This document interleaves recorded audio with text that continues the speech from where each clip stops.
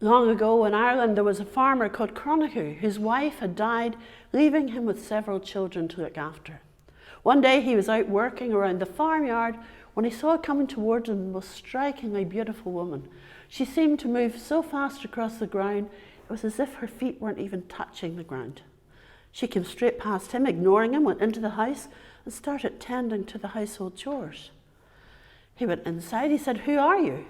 She said, "My name is Macha, though you must tell no one my name." And she stayed with him, and they became friendly, and finally she became his wife. And then she was going to have a child, 9 months pregnant, when Cronachú got invited to a great feast at the fort of King Conor MacNessa, the High King. Before he went out, his wife said, "Don't drink too much, and don't tell anyone about me." Off he went to the feast, and of course there was plenty of mead, plenty of wine, and of course he started talking. My wife can run so fast, my wife can run faster than the king's horses." This is not something you want to say in front of a king. So the king called Cronachú and said, "Tell your wife to come tomorrow to race my horses." No, he said, "You don't understand. Our baby is to be born soon. When the baby's born, she'll come. She comes tomorrow or you will die." So you can imagine the reception Cronachú got when he got home. His wife said, "What did I tell you?"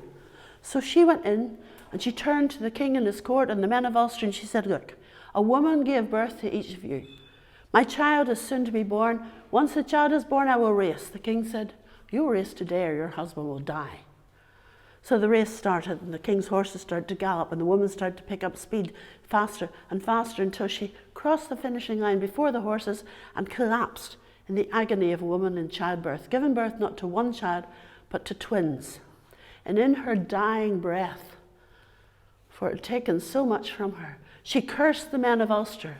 She said in time to come, whenever there was a great torment upon them, whenever they were in a dilemma, a weakness would come on them, like the pain and agony of a woman in childbirth. With that, she died. The place where the twins were born is called to this day Aonwacha, which means the twins of Macha. The city where the king's court was is called Ardwacha, the height of Macha, or Armagh as we know it. So Navan Fort, where the twins were born, is just outside the city of Armagh. So with this connection with the past. And some say the weakness of the Ulstermen was on them for many generations. We can only hope now that weakness has been lifted.